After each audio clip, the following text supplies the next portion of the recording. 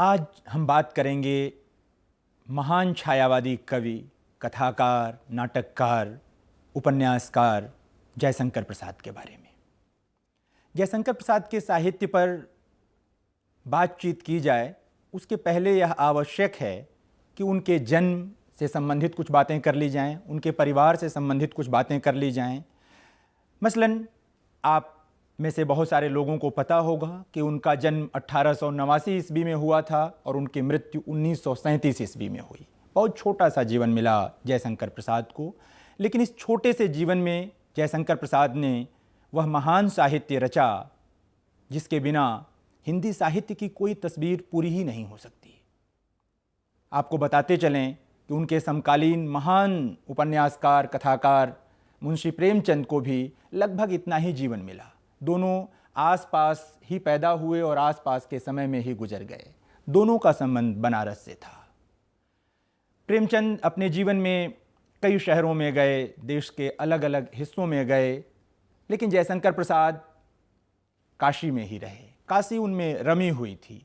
उनका साहित्य पढ़ें, उनकी कहानियाँ पढ़ें तो बार बार बनारस का जिक्र आता है, बार बार बनारस उसमें आता है, बनारस का ठाट आता है। ये बातें हम बाद में करेंगे। उसके पहले आपको बताएं कि 9 वर्ष की उम्र में जयशंकर प्रसाद ने कलाधर उपनाम से ब्रजभाषा में कविताएं लिखनी शुरू की थी। आश्चर्य की बात है, 9 वर्ष कोई उम्र नहीं होती, लेकिन महान प्रतिभाएं ऐसी ही होती हैं। हम सब जानते हैं कि भारतेंदु हरिश्चंद्र ने भी इसी तरह बहुत अल्पायु में ही लिखना शुरू किया था। बाद में जयशंकर प्रसाद जी ब्रजभाषा से खड़ी बोली की तरफ आए। उनकी आरंभिक रचनाएं इंदु नाम की पत्रिका में छपीं और यह एक तथ्य है कि उसके संपादक अंबिका प्रसाद गुप्त उनके मामा थे। प्रसाद की जो अत्यंत प्रसिद्ध कहानी है ग्राम, आप में से कई लोगों ने जरूर पढ़ी होगी यह कहानी, वह इंदु में ही छपी थी 1911 ईस्वी में। बाद में कविताएं भी छपीं प्रसाद की इसी पत्रिका में और अन्य पत्रिकाओं में, और फिर उनके संग्रह भी आए। तो ये तमाम चीज़ें हैं जो प्रसाद के जीवन से संबंधित हैं। चित्राधार नाम का जो उनका संकलन प्रकाशित हुआ उसमें कई चीज़ें एक साथ थीं, गद्य, पद्य, कई विधाओं का वो एक तरह से कहें कि मिश्रण था उसमें, उस पूरी पुस्तक में। बाद में जब इसका दूसरा संस्करण आया तो काफ़ी परिवर्तन हो गया, ठीक से उसको प्रकाशित किया गया, लेकिन फिर धीरे धीरे प्रसाद की रचनाएं आती गईं और प्रसाद हिंदी साहित्य में स्थापित होते चले गए। प्रसाद के बिना आप कविता और नाटक पर तो बात नहीं ही कर सकते हैं, कहानी पर भी बात नहीं कर सकते। कुल 3 उपन्यास लिखे प्रसाद ने। आप हिंदी उपन्यास पर यदि कोई बातचीत करें वह भी प्रसाद के बिना पूरा नहीं हो सकता। ये मामूली बात नहीं है, यह किसी छोटी प्रतिभा के लिए संभव नहीं है, यह प्रसाद जैसी बड़ी प्रतिभा के ही बूते की बात थी। जयशंकर प्रसाद की जो प्रमुख रचनाएं हैं उनको जानना जरूरी है, आप उसे नोट कर सकते हैं। 1909 में उर्वशी नाम की पुस्तक प्रकाशित हुई।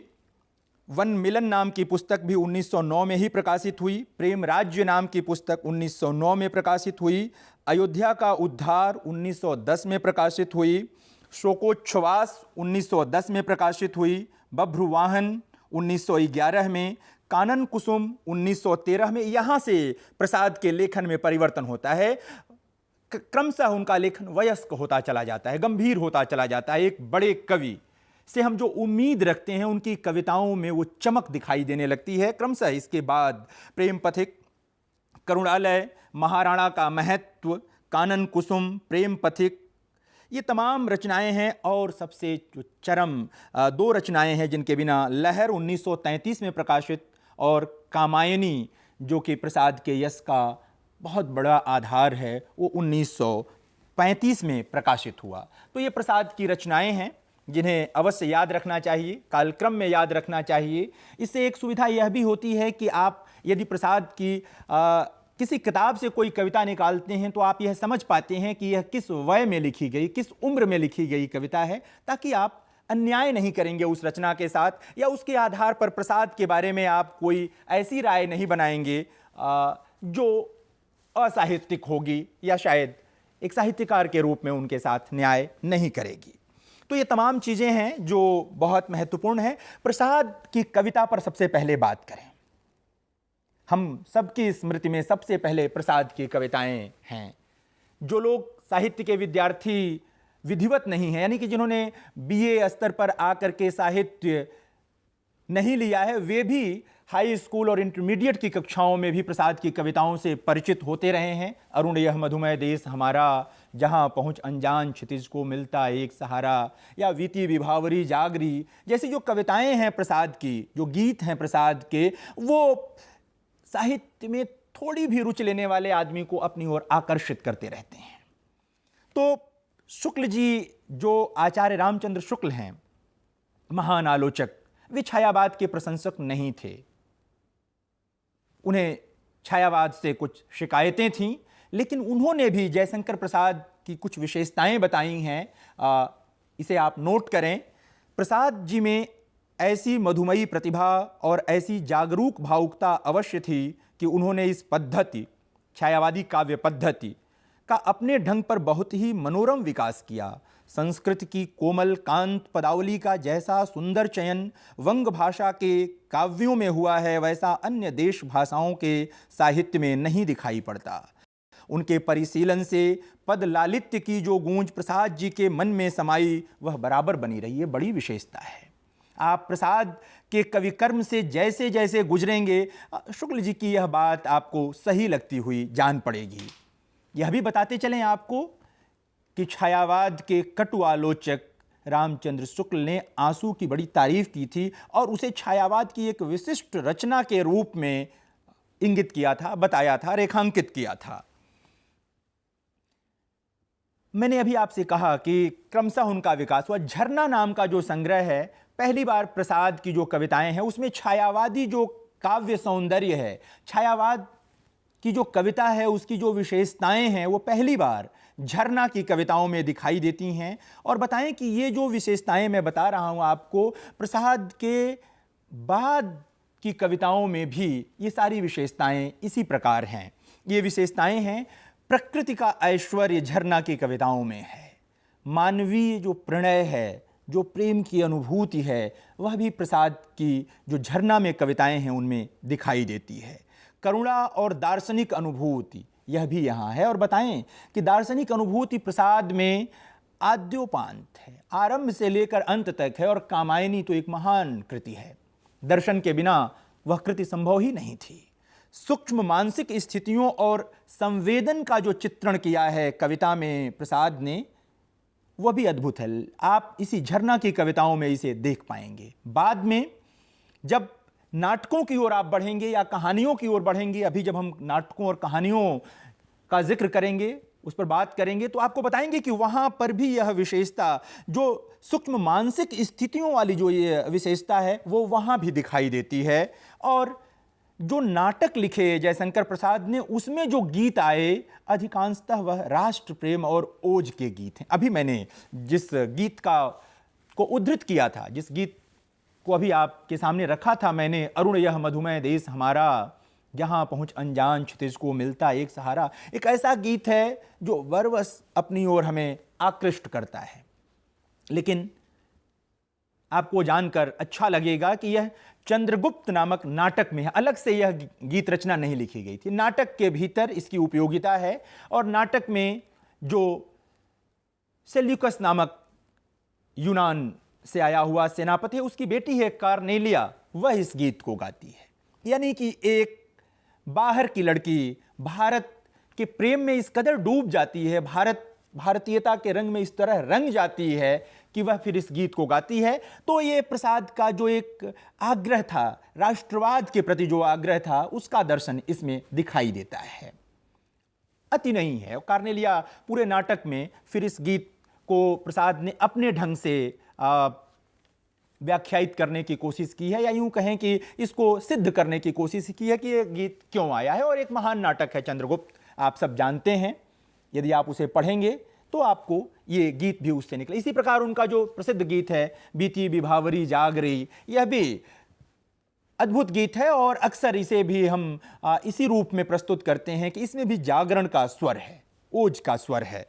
तो ये चीज़ें हैं जो आरंभिक नाटकों से निकले हुए गीतों में है, कविताओं में है। तो एक विशेषता जयशंकर प्रसाद की कविता की यह है जिसे जरूर नोट किया जाना चाहिए, वो राष्ट्र प्रेम और ओज है। छायावाद की जो विशेषताएं हैं उनके अतिरिक्त छायावाद की जो प्रमुख विशेषताएं हैं जिन्हें आपको जानना चाहिए, और वो सारी विशेषताएं सिर्फ इसी आधार पर बनी हैं कि वो जयशंकर प्रसाद, सुमित्रानंदन पंत, निराला और महादेवी वर्मा, जो छायावाद की बृहत चतुष्टयी जिसे कहा जाता है, जो ये 4 कवि हैं छायावाद के, इनकी कविताओं से जो विशेषताएं निकलीं उन्हें ही छायावाद की विशेषता कहा गया। कोई अलग से नहीं है, ऐसा नहीं कि छायावाद नाम का एक युग आ गया फिर एक कविता लिखने लगे। इन्होंने कविताएं लिखी, फिर एक युग का अभ्युदय हुआ, एक नया युग सामने आया। प्रसंग बस आपको बताएं कि भारत भारती की कविताओं के बाद जब सुमित्रानंदन पंत की कविता प्रथम रश्मि का प्रकाशन हुआ तो आलोचकों की दृष्टि उस ओर गई और लगा कि यह तो नितांत नए भावबोध की कविता है। उन्हीं दिनों जूही की कली नाम की कविता लिखी गई जो सरस्वती में प्रकाशित न हो पाई थी। आज हम जानते हैं कि जूही की कली एक महान कविता है। छायावाद पर यदि कोई बात करनी है तो जूही की कली के बिना नहीं हो सकती। लेकिन इन कवियों की अपेक्षा, यानी पंत और निराला की अपेक्षा, प्रसाद में विकास धीरे धीरे हुआ। यानी ब्रजभाषा से खड़ी बोली में आए, फिर क्रमशः विकास हुआ, और जैसा विकास प्रसाद का हुआ वैसा बहुत कम कवियों का होता है। निरंतर बड़े होते चले गए प्रसाद, इतने बड़े कवि कि हिंदी कविता, जैसा कि मैंने अभी आपसे कहा भी था थोड़ी देर पहले कि हिंदी कविता पर कोई बातचीत नहीं हो सकती जयशंकर प्रसाद के बिना।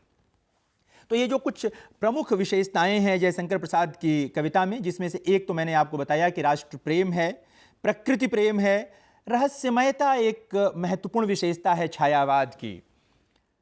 खास करके महादेवी वर्मा की कविताओं के संदर्भ में इसे बहुत उद्धृत किया जाता है। जयशंकर प्रसाद की कविताओं के बारे में भी उद्धृत किया जाता है, और वो है वैयक्तिकता भी जयशंकर प्रसाद की कविताओं में है, वो होनी है।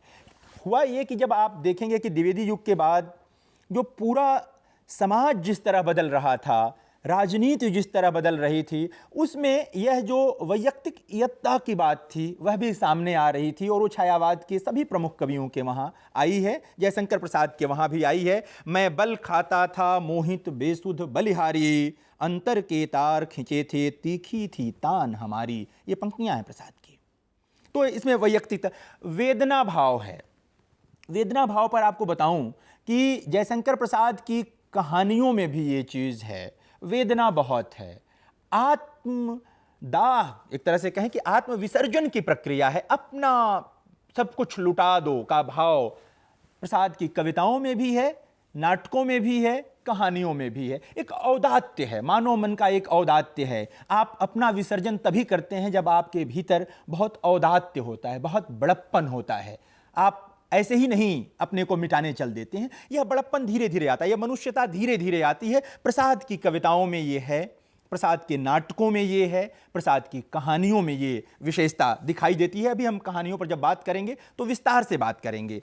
नारी को बहुत महत्व मिला छायावाद में, वो मिलने लगा था द्विवेदी युग में भी, लेकिन छायावाद वह पहला आंदोलन है। प्रसाद, महादेवी, निराला वे कवि हैं, पंत वे कवि हैं जिन्होंने हिंदी में नारी को बहुत ऊंचा स्थान दिया, बराबरी का हक दिया। यानी कि स्त्री अब सिर्फ ऐसा नहीं था कि वो सिर्फ पूजा की पात्र रहेगी, वो बराबर हमसफर होने की दावत भी छायावाद की कविताओं में दिखाई देती है। श्रद्धा का भी मामला है, नारी तुम केवल श्रद्धा हो, तो दूसरी ओर ये भी है कि वो प्रेयसी है, प्राण है, माँ है, इस तरह की विशेषताएं भी आती हैं। तो प्रसाद की कविताओं में नारी जीवन प्रमुखता से आता है। कामायनी आप देखें उसमें है, आंसू में भी प्रेम की कविता है लेकिन स्त्री का मन वहाँ भी है, और अन्यान्य कविताओं में आप देखेंगे तो स्त्री जीवन बार बार आता है प्रसाद के वहाँ एक प्रमुखता के साथ। मानवतावाद तो है ही है, स्वच्छंदतावाद की प्रमुख विशेषता है, ये वो है यहाँ। समता, बंधुत्व और मानवता, ये 3 विशेषताएं तो छायावाद में अनिवार्य रूप से हैं। वो प्रसाद में भी हैं, वो निराला में भी हैं, वो महादेवी में भी हैं और पंत में भी हैं। तो ये तो होना ही है। शक्ति के विद्युत कण जो विकल विखरे हैं, हो निरुपाय समन्वय उनका, करे समस्त विजयनी मानवता हो जाए। ये पंक्तियां हैं प्रसाद की। कल्पना प्रियता, यह तो प्रसाद की कविता में है ही है। कल्पना वह तत्व है जो छायावाद की कविता में अपने पूरे सौंदर्य के साथ है। प्रसाद की कविता में आप देखें, कल्पना का विशद चित्रण है, कल्पना का ओर छोर दिखाई देगा आपको प्रसाद की कविताओं में। तो ये एक विशेषता है। ध्वन्यात्मकता, स्वाभाविक ढंग से यदि आप कविता लिख रहे हैं, गीत लिख रहे हैं, तो उसमें ध्वन्यात्मकता होनी चाहिए, और प्रसाद जैसा बड़ा कवि इसके लिए सचेत था, उन्हें होना भी था, और उनकी कविता में ये चीज़ पूरी तरह से दिखाई देती है, और वो है भी वहाँ पर। तो ये कुछ प्रमुख विशेषताएं हैं प्रसाद की कविता की, जिन्हें जानना चाहिए, और इसके बिना बात नहीं हो सकती। इलाचंद्र जोशी का ये मानना है, और बिल्कुल सही मानना है, कि अविवादास्पद रूप से प्रसाद छायावाद के प्रणेता हैं, आदि पुरुष। यानी छायावाद यदि है, और ये माना जाना चाहिए कि किससे उसकी शुरुआत होती है, तो इलाचंद जोशी ये मानते हैं कि वो प्रसाद से है, और इस पर कोई विवाद नहीं होना चाहिए। मैंने कहा कि प्रथम रश्मि कविता आती है सबसे पहली बार आलोचकों का ध्यान उधर जाता है, लेकिन प्रसाद लगातार उसके पहले से रच रहे थे, और उनकी कविताओं में वो विशेषताएं आ रही थी। तो जब आप पूर्णता में देखेंगे तो प्रसाद निश्चित रूप से छायावाद के आदि पुरुष ठहरते ही हैं, वही हैं। तो ये चीज़ें हैं। प्रसाद की कविता पर कोई भी बातचीत कामायनी के बिना अधूरी रहेगी। हम कामायनी पर बात करेंगे, लेकिन उसके पहले हम आंसू की बात करें। आंसू खंड काव्य माना जाता है, प्रेम की कविता है वो, जो घनी भूत पीड़ा थी मस्तक में स्मृति सी छाई, दुर्दिन में आंसू बनकर वह आज बरसने आई। अद्भुत कविता है।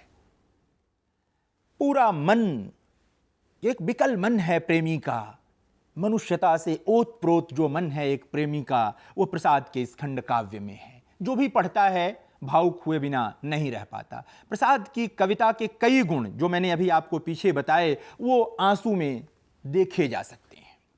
बहुत प्रमुख कविता है इनकी। एक कविता और है जयशंकर प्रसाद की, जिस पर मैं बात करूंगा। उसके बाद मैं कामायनी पर विस्तार से बात करना चाहूँगा, क्योंकि उसके बिना जयशंकर प्रसाद की कविता की कोई विशेषता नहीं पूरी होगी। एक कविता है जयशंकर प्रसाद की, ले चल मुझे भुलावा देकर मेरे नाविक धीरे धीरे। लोग कहते हैं कि ये कविता पलायन की कविता है, लेकिन मैं ऐसा नहीं मानता। मैं इस कविता की पंक्तियां रखता हूं आपके सामने, आप स्वयं भी देखें। ले चल मुझे भुलावा देकर मेरे नाविक धीरे धीरे, और फिर क्रमशः आता है कि ऐसी जगह लेकर के चलो जहां पर प्रकृति अपने एकदम निर्मल रूप में हो, जहां किसी प्रकार का कोई राग द्वेष न हो, जहां पर लोग आपाधापी में न हो।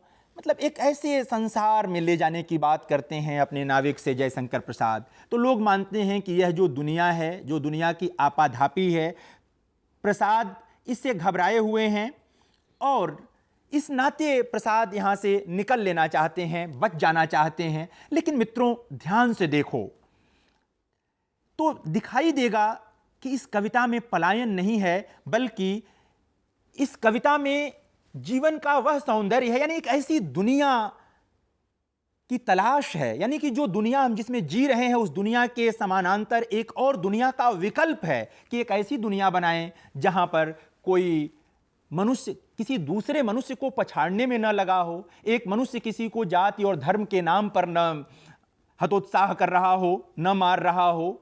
तो इस प्रकार यह कविता एक उच्चतर मनोभूमि में लेकर के जाती है। यह पलायन की कविता नहीं है। ले चल मुझे भुलावा देकर एक बेहतर मानवीय स्वप्न की कविता है। ये कामायनी जयशंकर प्रसाद की सबसे महत्वपूर्ण पुस्तक मानी जाती है। ये महाकाव्य है। इसमें मनु, श्रद्धा और इड़ा के माध्यम से प्रसाद ने सृष्टि की कथा कही है। माना जाता है कि इसमें इड़ा बुद्धि की प्रतीक है, मनु जो हैं वो मानव मन, उसकी कामना के प्रतीक हैं। श्रद्धा जो है वो स्त्री का जो सबसे सात्विक रूप है उसकी प्रतीक हैं। ये तमाम चीज़ें जो हैं वो हैं, हृदय की प्रतीक हैं वो। ये इस कविता की विशेषताएं हैं। कविता में अलग अलग सर्गों में अलग अलग ढंग से प्रसाद अपनी बात को आगे बढ़ाते हुए ले जाते हैं और अपनी बात कहते हैं। मुक्तिबोध जो कि आज़ादी के बाद की हिंदी कविता के अत्यंत महत्वपूर्ण कवि हैं, वो कामायनी से टकराते रहे। उनकी एक पूरी किताब है कामायनी पर, कामायनी एक पुनर्विचार नाम से। यानी एक ऐसी कृति है जिसने मुक्तिबोध जैसे कवि चिंतक को बार बार आकृष्ट किया, प्रभावित किया कि वो उस पर पुस्तक लिखने के लिए विवश हुए और उन्होंने अपने ढंग से इस पर जिरह की है, बातचीत की है। छायावाद की जो प्रगीतात्मकता है, मूल स्वभाव जो है छायावाद का, एक तरह से कहूं कि वो प्रगीतात्मक है। उसमें आख्यान परकता के लिए गुंजाइश नहीं थी। कामायनी में प्रसाद ने आख्यान परकता के लिए गुंजाइश निकाली और यह एक आख्यान परक काव्य बना, यानी कथा चलती है इसमें। चिंता सर्ग है, अद्भुत सर्ग है। चिंता हम सब जानते हैं कि कोई अच्छी चीज नहीं है, लेकिन प्रसाद ने इसमें चिंता को एक सकारात्मक सोच के रूप में रखा है। यानी कि चिंता अगर है तो मनुष्य अपने जीवन को बेहतर बनाने के बारे में सोच सकता है, राष्ट्र को बेहतर बनाने के बारे में सोच सकता है, समाज को बेहतर बनाने के बारे में सोच सकता है। मनु यही सोचते हैं कि अगर चिंता नाम की चीज देवताओं के पास होती तो यह प्रलय न होता। कई शब्द हैं, आप इसमें देखेंगे तो कई शब्द आते हैं इसमें कामायनी के भीतर चिंता को लेकर के, और वो अद्भुत हैं। कहते हैं कि यह सुंदर पाप है, सुंदर पाप है। कहते हैं कि सुंदर पाप, पाप सुंदर कैसे हो सकता है? लेकिन एक आधुनिक दृष्टि है जो प्रसाद ने कामायनी के माध्यम से प्रस्तुत किया और क्रमशः इसमें इसका दर्शन आनंद का दर्शन है, आनंदवादी दर्शन है। कामायनी में जो प्रस्तुत किया प्रसाद जी ने, एक महान काव्य है यह। आप जब विस्तार से इसे पढ़ेंगे तो इसकी और विशेषताएं भी उद्घाटित होंगी। मैंने संकेत रूप में इसकी कुछ विशेषताएं आपको बताई। एक कवि के रूप में जयशंकर प्रसाद ने छायावाद की कविता को स्थापित किया, उसके लिए जगह बनाई और उसके बहाने उन्होंने जो भारतीय समाज है, जो भारतीय राजनीति थी उस समय की, उसमें भी हस्तक्षेप किया। जयशंकर प्रसाद की कविता पर बात किए बिना सिर्फ छायावाद पर नहीं, हिंदी कविता पर कोई बात नहीं हो सकती। यह मैंने आरंभ में भी कहा था और पुनः दोहरा रहा हूं।